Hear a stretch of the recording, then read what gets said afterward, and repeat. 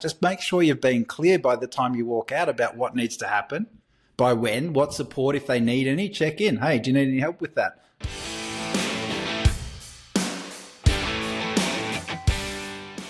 Hi everyone, Rob, Crop and Dan Stones here from Pravar Group, and welcome back to another episode of The Trade Den. Good to have you back, Dan. Looking forward to part two. Yes, good to be back, Rob. Hello everyone. Part two should be a cracker. I'm really enjoying what we did in part one and looking forward to really getting in today and talking around, well, how do you have these conversations? What do you say with a difficult conversation, and how do you deliver it in a way that lands and creates the changes that you're actually wanting, rather than just sort of getting something off your chest? If you haven't listened to part one of this two-part series, please make sure you do go back and listen to that and complete the challenge at the end of that episode, because what it's going to do is set you up for this second part. They work together, these two episodes, and getting through part one is really going to get you in the right headspace and it talk through the different types of difficult conversations, how to acknowledge when you might be avoiding them, and then getting the preparation and the environment and the place right. So make sure you go back and listen to that, because today is a really important part of adding to that on the nitty-gritties of the actual conversation. Yeah, for sure. Now, assuming you're all keen listeners, you've done your homework, you've done everything like all the great clients that we've got that do exactly what they say in coaching. Let's get into today's part two.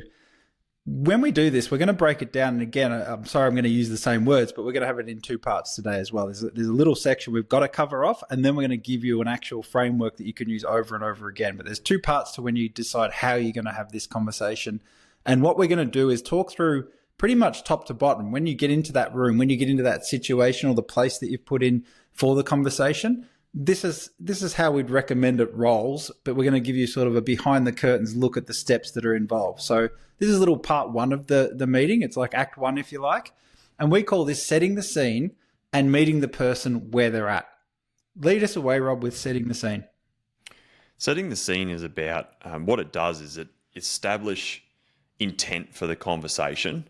And what it enables you to do is it somewhat sets the tone and lowers defensiveness of the person you're having the conversation with. So what I mean by that is that you're setting the intention, you're setting the tone, you're starting on the right front foot, but it also disarms them so that they're somewhat receptive to the conversation you're about to have.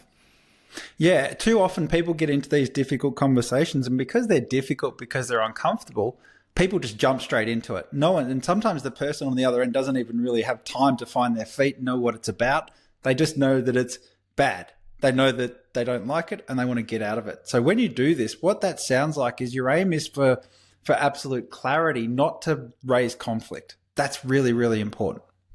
Yeah, and I think what happens is, because you might be a little bit nervous around having this conversation, maybe you're all over the place, like with my voice at the moment. You're unsure about what to say and when, and you kind of you're either going guns a blazing, or you're not confident, and they're two ends of the spectrum of how you might be handling this conversation.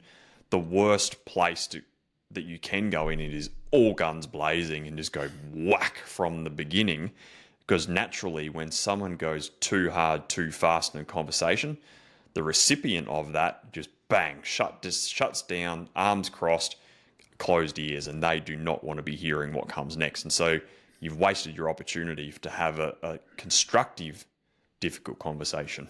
Yeah. So what this sounds like when you do this, if I was sort of role playing this out, I'd always start with setting the scene as something like, well, hey, thanks for making the time, or thanks for coming in, or thanks for meeting me. I want to have a quick conversation about something that's come up. Now, the goal here is we've got to talk about it, and you can then drop in, this is a performance conversation or whatever bucket you've got from your steps that we did in prep. The goal here is to talk about performance, but I want to talk it through really clearly, and I want us to have a positive outcome at the end. So I want this to be a two-way conversation. That sort of sets that tone in a way that it's like, all right, I know what's coming. I know it's going to be difficult. It's going to be hard. But that intention, like you said, Rob, is an intention that's positive. There's an outcome that's going to be reached where there's a way forward. Sometimes, depending on the conversation, the person doesn't even know if there's an out to this. Am I getting fired? Do I get to live for another day? What happens? So if you can say it like that and practice it, get comfortable with what you got to say it in your own words. If you set the scene that way, you disarm the situation. You put them in a place where there is a way forward, which is really important. Yeah, I want to have a conversation about X, Y, Z. I want it to be positive, and I want to be able to have a positive outcome at the back end of it, and something for us to be able to move forward. And so, by saying that structure of that conversation is you're really clear up front what you want to talk about. You're alluding to that you want it to be a constructive conversation and to have a positive end, because if you're having a difficult conversation with someone, the thoughts that are rolling around in their head going, do I have a job? What am I going to do tomorrow? How am I going to tell the missus, am I getting fired? Like, am I being... Get me out of here. If you don't set the intent of the start of the conversation right, they're not listening because you haven't opened the conversation correctly. Yeah. Now, obviously, this is the first time maybe you've addressed this, maybe the second, you haven't had this sort of conversation with them before. If it is a second or third, and there's always that, right? Someone's out there listening, no doubt, going, hey, I've spoken to this person 3-4 times about this. You've still got to set the scene. And you do that by saying something along the lines of, hey, thanks for meeting me today. Now, this is something we have spoken about before, and I want to be really clear today on what needs to change from here. That language again sets the tone, but you're taking it up a notch for either the severity or the need to have the change made. So there are ways to do it, but you've still got to cover off that point, even if it is the second, third time, even if it is something that's probably not always just going to be, hey, let's see if we can find a way forward. And what I liked about your tone then was it was firm. You're going to be fair, but you were firm. You were direct. Yeah. Hey, we've spoken around this before, and what we're going to be speaking around again today is this. And you were confident in the way that you did that. Now, I know that you've had probably 1,000,001 difficult conversations, Dan, but this comes through practice. But Absolutely. Compare that coming into, Dan, I think we've spoken around this before, mate. Today I want to, that doesn't have confidence, and your message is not going to land well, is it? No, you've got to have your prep done. That's why we spent a whole episode going through those 6 steps on prep, to be able to get you to a point where at least you've got some basis for what you're going to talk about. The second part of part 1 that we said, setting the scene and meeting them where they're at. Now, this is a game changer, this one, when you do this, because what you're trying to do most of the time is, yes, you're going to get your point across. And as a business owner, you hold the keys to the kingdom. It's your business. You always have the authority. You have the higher ground. You're always the person that can pull rank. That's always in your back pocket. But too many people are too quick to pull rank on others that they're talking to in this situation, because they do sound, like you said, they sound unsure of themselves. They don't sound confident. They struggle to put together what they're trying to really say. When you go to this part and you say, well, I'm going to take a breath here. I've set the scene. I've said what the outcome's likely to be or where I want to go with it. I want to draw them into the conversation. And you do that by meeting them where they're at. Now, this sounds like really tricky, but really, it sounds tricky, but it's really easy. So let me give you the example first, and then Rob, jump in and tell me what you think of it. Before I jump in and we start the conversation though, I want to know, where do you think things are at right now? How do you think things are going? Asking a question of them that they have to respond to. It's got to be open-ended. It can't be a yes, no. You want them to draw into the conversation. Where do you think things are at right now? How do you think you're going? That will invite them to have the conversation, knowing it's still a positive conversation. It's difficult, but they've got a role to play in it. What do you think about meeting them where they're at? There's 2 things around why this is important. And number 1 is it gets them engaged, because otherwise they're going to sit back defensively going, all right, here we go again. I'm just going to cop a hiding. And they're sitting on the defense. But if you ask a question's what draws people in. So number 1, it creates engagement. Number 2, what you're doing is testing their level of self-awareness. And what I mean by that is if they go, mate, I think things are great, things are awesome, like I'm going really well in my role, blah, blah, you can tell that they've got low levels of self-awareness around the reality of the situation that's going on. And then that sets up another start of a conversation. But if they lead in a little bit and go, yeah, you know what, I haven't been going great lately, and I haven't been doing this and haven't been doing that, and they've kind of led with, vulnerability and honesty, then bang, they're disarmed and you can have a completely different conversation with them. Yep. Because they're somewhat speaking the truth. So I like that it creates conversation and it tests their self-awareness around the situation.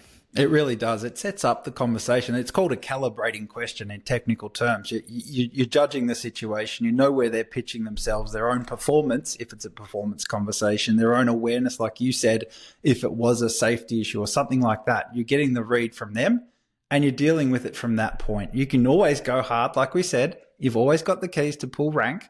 But if you can do it this way, you'll get a much better result. It gives you a real-time insight into where their mind's at for the conversation you're about to have. How hard do you have to go? How quickly can you move to next steps? How quickly can you find a solution? This is a bit of a fork in the road type of moment. And what I mean by that is because if you position the opening statement saying, thanks for coming in today. Today I want to be able to talk to you around your tardiness in terms of your start times. And then that's the positioning. Then how do you think you're going with this? Mate, I think I'm going great. Bang, you're down that line of, well, we've got news for you, buddy. Absolutely. But if they're then going, actually, you know what? Yeah, you're right. Over the last couple of weeks, I haven't been great. I've been late. Then you can then go down the line. Well, tell me more about that. And then there's two completely different styles of conversation. Now, you can still have the technique that we're going to talk about next, but the tone and the conversation of that technique is really dependent on how you open the conversation. And that's why it's important, because it helps you determine how hard, how fast, or how soft you need to have the clip technique, which is what we're going to talk about next. Yeah, absolutely. Yeah, critical. So that's part one. Get that out of the way. That's mandatory in every difficult conversation, by the way. And it's a game changer, like I said at the beginning. Part two, as you said, we've got a technique we call the clip technique. We'd like to think it's because you're clipping the issues early before they grow into something, but you and I both know when we came up with this, giving someone a clip is what we had in mind, and that was sort of the difficult conversation we said, right? Yeah, it's just giving a clip around the ear, but you can't do that in today's world, and it's important that you don't. But we are clipping the issue before it turns into a bigger issue. Yeah, absolutely. So let's lay it out. I'm going to give you the clip, what it all stands for and means, and then we'll break down each one of these. So C in clip is for context, the situation, if you like. So context is C. L is look at the behavior. I is insight. And P is pressure point or an impact.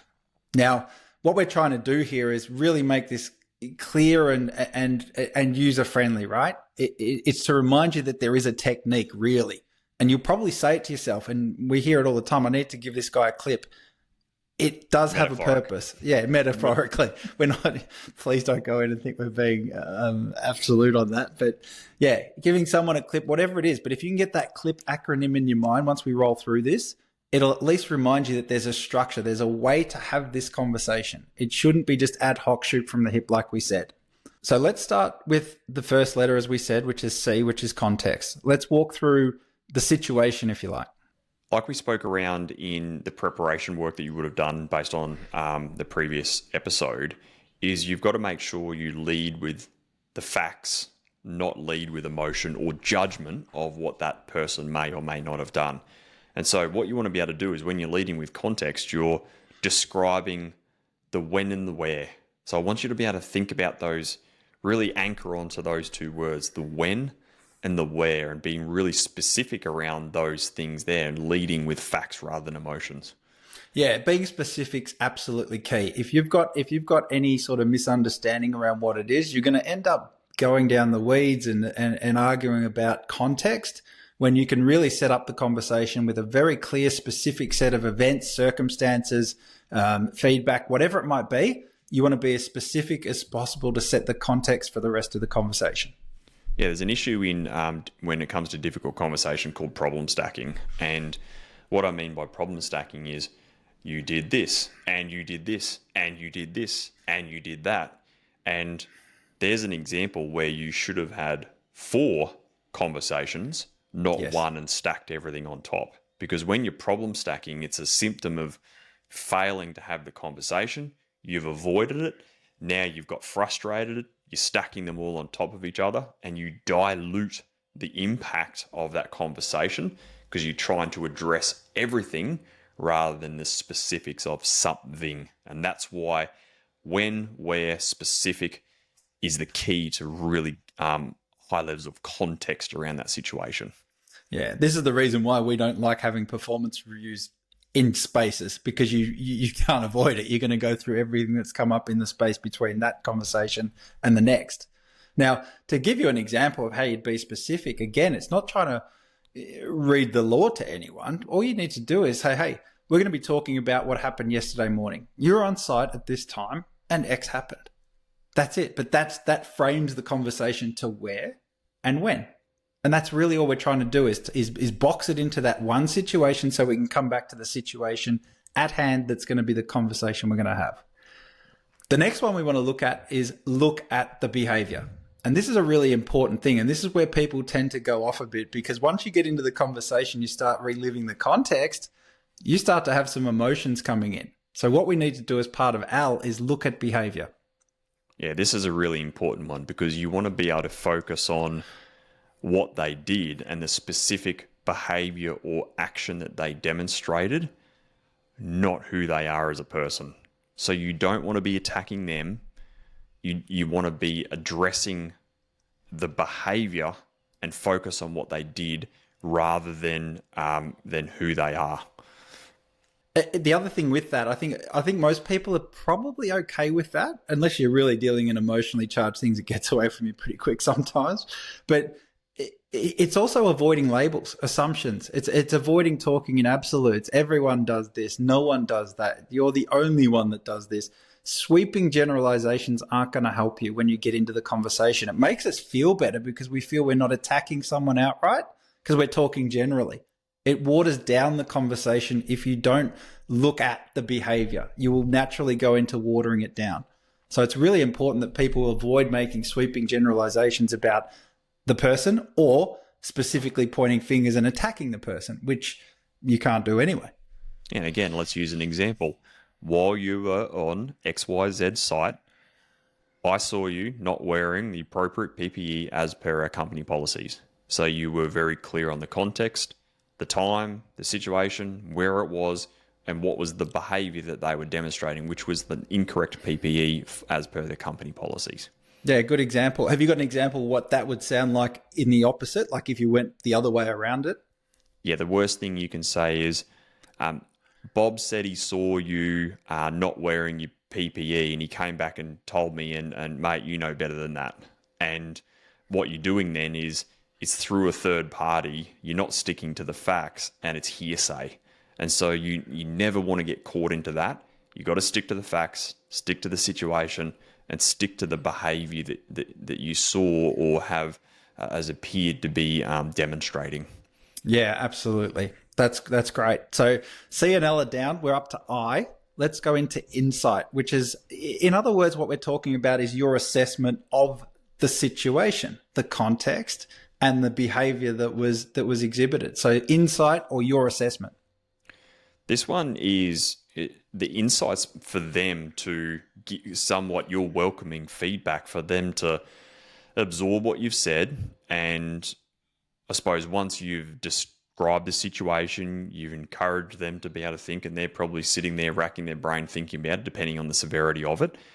And it allows them to understand in their own mind the impact of the behavior that they've demonstrated, absorb it. But then you want to be able to welcome their feedback to be able to go, well, share your thoughts. What's your side of the story around this situation?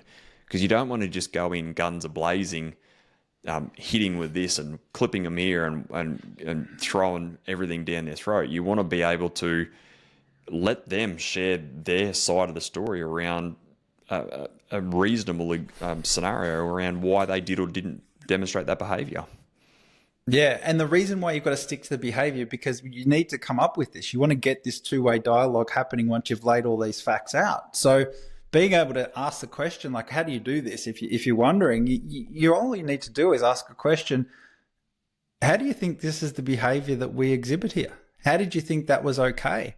Asking a how question like that. How do you think this was okay? How is that appropriate for the person you're speaking to? Ask that question and wait for the answer really is the secret to this step for the insight. You've got to wait for it to come rather than it just being your interpretation. It's called the insight from the person that you're talking to. Why do you think it's really important for them to express their insight, do you think? What does that allow them to do? One, I think it allows them to take responsibility for their actions. Yeah. And regardless of whether you end up in a way forward, it's the third time, the fourth time, one of the biggest things we can do, and it happens as a parent, as a boss, as a manager, a leader, whatever it is help people to understand that they have to take responsibility or the power of taking responsibility for your actions. And when you ask a question like that, the responsibility for the answer is not coming from you. It's not like you're saying, and this means, and that's that, and I'm in charge and I'm pulling rank and this is all my way. You're actually inviting them in to develop as a person. And I think as a good leader, a good manager, that's part of your role. You want the team to get better as a result of the conversation, not just be more fractured or more conflicted, if you like. So being able to ask that question is really, really important. So I think it gives them responsibility or helps them take responsibility. It also offers them a chance to turn the corner with you. If they're really interested in moving forward, like you said at the outset when you set the scene, this is their first test of that. Are they willing to move forward? Are they willing to learn from it and grow and get better? Or are they going to harbor a grudge? Are they going to come back? Now, if you asked the question to me and you said, hey, I forgot to talk about the behavior and I talked about them, all they're going to do is defend, deny. I didn't say that. Bob's a liar. What would Bob know? I don't care what Bob thinks. Why are you trusting him? He didn't wear his the other week. All that shit starts, right? So it's really important when you do this, you follow each step because it naturally leads to the next step in the conversation. And the key word you've used there is conversation, because if you don't let them absorb what you've said, they're going to feel like you're just talking at them, not talking with them. And so in this, if you skip this step with the I and you just go context, look at the behavior, commitment, you're just going to talk at them, tell them what they need to do, move on out of that conversation because you're trying to rush it. This is like a wedge step in there where they go, oh, okay, cool. Yep, I get it. Yep, I remember that. Yep. Okay, well, this is my side of the story. Conversation. And it also means that when you do get to the P part is it enables you then to have a better conversation around the pressure or the impact of what they've done and get a better commitment from them out the back end because they're buying into this conversation rather than be talked at. Yeah, it's like the difficult conversation's like a J curve or a V, if you like, in your mind. You get into it and it sort of sucks and it always feels pretty shitty, but you've got to turn the corner at some point and you want to have that upward inflection take off and the momentum to grow from there. So being able to get to this point and really giving them that opportunity to do that, you've got to do it at some point. And if you've got everything in a row, this is that point. This is where you can start to make that upward tick in terms of the conversation. Yeah. The next thing is P, and it's our last letter in our little clip and the last thing you need to do. But we call this pressure point, and this is either the pressure point or the impact. And what we're talking about really is almost the ripple effects of everything we've talked about so far and sort of checking in there. This one's a really important one because you're almost driving in the point that little bit harder. You really piling on the pressure now. It's the why around the context that we started with.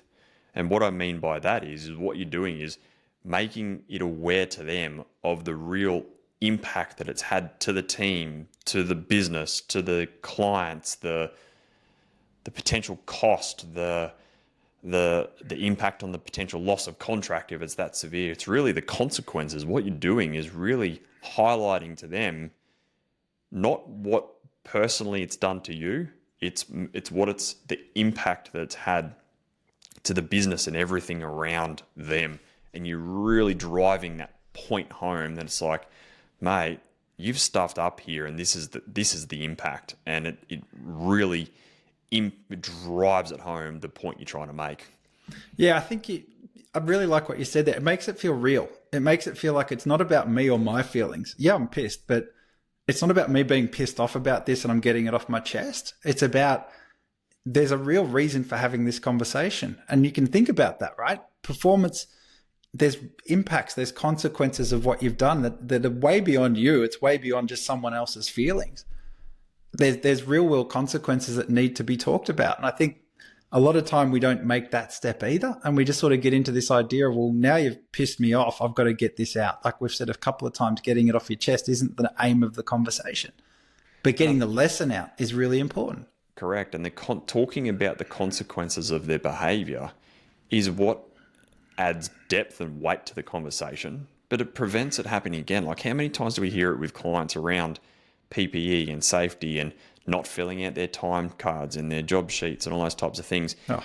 If you're repeating yourself around those conversations all the time, it's probably that it's an example where you're not explaining the consequence enough, and it's just not registering in that person's mind. And yeah, it's important to you. Yourself. Yeah, it's important to you, but not to the person who's hearing it. Somehow, somewhere along the line, they're not grasping the importance of the issue at hand. So a great example, let's keep this theme around going on with around this conversation at site. A great example might this be is yesterday on site, on XYZ site, you weren't working your PPE, you weren't wearing your PPE. We spoke around this last week about wearing appropriate PPE in our last week's toolbox meeting. Then this is the impact and the pressure point. Not only have you broken company policy around that, but someone could have been injured and you could have potentially put this contract at jeopardy, which means that our pipeline dries up and there's a lot of impact to the ongoing concern of this business going forward if we lose that contract. Yeah. That's weight, that's substance. And you've got to be able to deliver that with punch, a metaphorical punch, so that they really then stand up and take notice and go, I get it. I know I've got to wear my PPE, but I've actually got to wear it because there's all these consequences if I don't.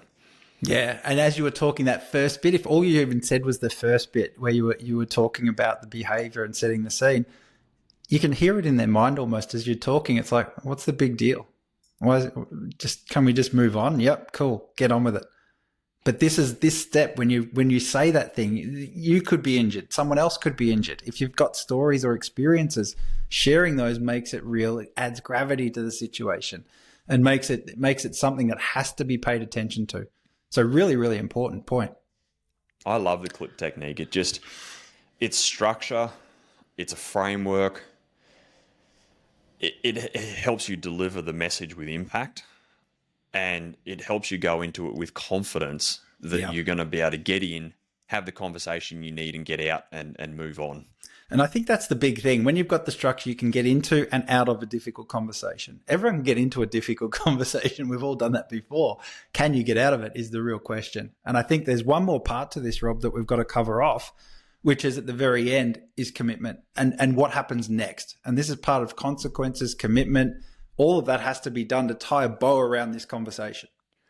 And this is a commitment on how you're going to move forward. And this step is actually really important because if you don't get this right, what's going to happen is you're going to get to the end of the P and then you're going to be like, oh shit, did I go too soft? Did I go too hard? And then you run the risk of going, but mate, you're doing a great job. You did an awesome job here, and boom, you've just diluted and completely undone the hard conversation you've had. So you've got to be mindful you get straight into the commitment of what's got to happen from here going forward, not undo the hard work that you've done in that conversation by trying to soften the blow by giving them positive feedback.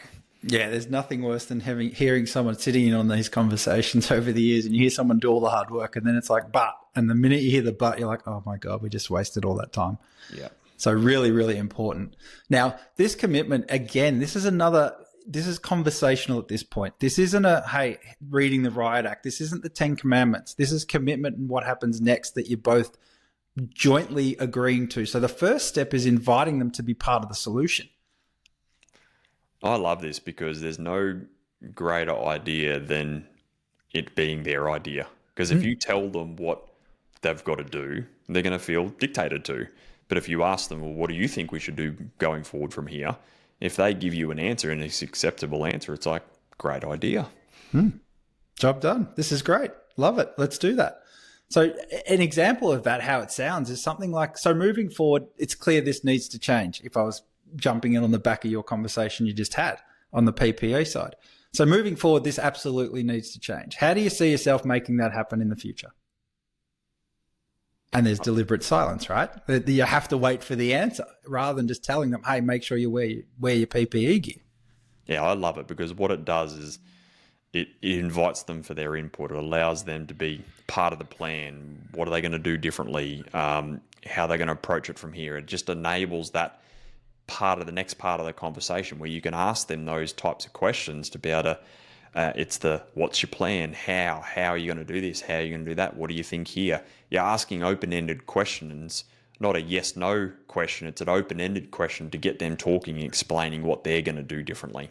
Yeah, it also, it does. It obviously builds ownership with what they're doing. It shows respect for them in the conversation, which I think is important. No one wants to feel belittled coming out of those meetings. All you end up there is just, that's all you get, right? It's like, well, fuck you. I don't care. Like, you've just blasted me for an hour. Who do you think you are? The minute I walk out of this room, I'm still me. So it shows respect. And then the other thing it does is it gives you a read on their mindset and their willingness to change, which is what you want to see. You'd rather get that sort of feeling sooner rather than later. You want to be looking at the clock going, hey, it's 3 weeks later, I still haven't seen it. You might have picked that up. If you say, well, what's your role in this? How are you going to participate in being the change? You can almost judge that straight away. Are they energized? Are they engaging in that part of the conversation? Or are they still sitting there, arms crossed, get me out of here? That sort of thing. So I think it's really important that you do that step of inviting them in to be part of the solution. And then we've got to turn the screws again, right? Yeah, and this is where, remember, as you said, as the owner, you still hold the keys of the castle. You don't have to just accept their answer. You might go, yeah, I'm cool with that. Let's lock that in if they gave you an acceptable answer. Or it's like, yeah, I'm cool with that. I like this part of it, but I think this is what needs to be added. So you're accepting half, adding another part. Yep. Or if you like 20% and not 80%, you might go, yeah, that's a good start, but here's what I think we need to consider for it to be resolved. Yeah. And you heard my tone change then. Yeah. Yeah. That's almost on the back of if someone's downplaying it again, it's almost like I'm still trying to not wriggle out of it, but I'm trying to just sort of downplay it. Like, yep, I've got it. I'll make sure I wear my stuff and I'll have it with me at all times. You might come up with that thing that you said then, right? Correct. And so there's always 3 responses you're going to give. It's like, I'm cool. Yep, 50% good and 50% needs to change. Or, yeah, that was okay, but you know what? We need to really course correct here. You're way off the mark. Yeah, absolutely. Absolutely. And I think then you can wrap it up. I think we've really turned the corner. Hopefully, as you've listened to us, you can see how we've gotten into the conversation. We've turned it around. We've come out the other side. I think all that needs to happen then is conclude it with some agreement and some commitment, right? Just make sure you've been clear by the time you walk out about what needs to happen, by when, what support, if they need any, check in. Hey, do you need any help with that? And again, depending on the circumstances, that's either an appropriate question or not. When are we going to check in again on this if we need to have the follow-up like we talked about in our prep? And what happens if nothing changes? Again, if it's very serious, it's something that must change or it's along those sort of lines. It's multiple offenders, that sort of thing. What happens if nothing changes? You've got to cover that off. Yeah, I love this. And this is really important that you gain commitment from them. And this is something you might want to consider is getting them to repeat it back to you. Because if you just say it to them in terms of what needs to get done, like true communication is what's heard, not what's said. And so you might say something, they might hear something completely different because they either weren't listening or they heard what they wanted to hear. So if you ask them to repeat what the commitment is, then what it enables them to do is for you to be able to go, yep, bang on the money. Let's move on from here. Yeah, definitely. Absolutely. It has to happen. All right, let's lock this episode down. Let's finish with practical exercise so rubber can really meet the road based on today's episode. Where to from here, Dan? What's a challenge that you can set to those listening today? Yeah, this is the follow-up, right? This is why the prep's so important. But now it's time to turn in and use the clip and commitment framework. And then we're going to draft a conversation. All right. So I'm going to walk you through the steps. So you listen back to this, play it, pause it, do the steps as we outline it, but I'll run through them now. Go back and do it as you need to. Write it out, practice it, have the conversation is the end game here, right? Go and have that difficult conversation that you know you probably should have had. Okay. So let's go through the instructions now. Step 1, choose that issue that you planned out in part 1. That's the starting point. Pull out the prep work you did from last episode. Number 2, write down your answers for each of the steps. So again, let's go through clip, context. When and where did the issue take place? L, look at the behavior. What did they do? What were the observable facts? Be as specific as you can be. That's what you need to be doing, right? Insight is I. Now, what's your leadership view on this behavior? And what's that question you want to ask to invite them in to give their insight into that behavior as well? Then you're going to do P, the pressure point. What impact? Why is this an important conversation? What impact did it have on the team, the job, the business, culture?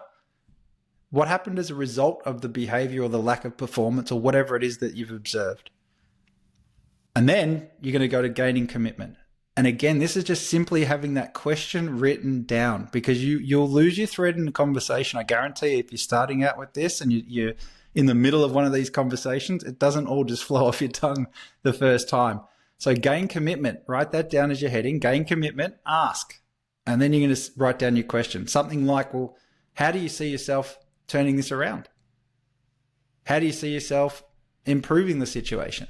They're just 2 examples you could use. That could be your questions if it suits, but that you need to have it written down. Then you need to define what has to change, by when, and what happens if it doesn't. And you're not going to just roll into that as part of a script. You're going to have it written down. So depending on what's coming back in the conversation, you know where you're going to take it. If they get where it is, like Rob said, okay, cool. I'm good with that. Let's do it. Let's meet again in a few weeks and see how that's gone, because I really want to do follow up on this. Or hey, almost there.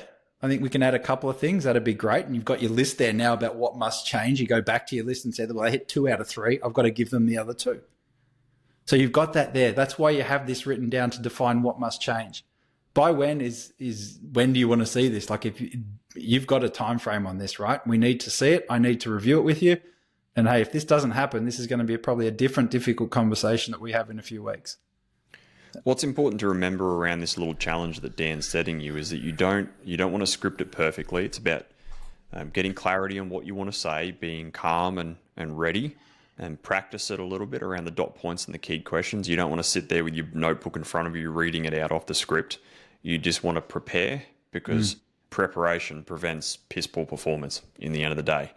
And so just remember, it's not about scripting it perfectly. It's just about being prepared. And the only way to get better at this, management is a learnable skill, and having difficult conversations is a part of being a great manager. So lean into this stuff.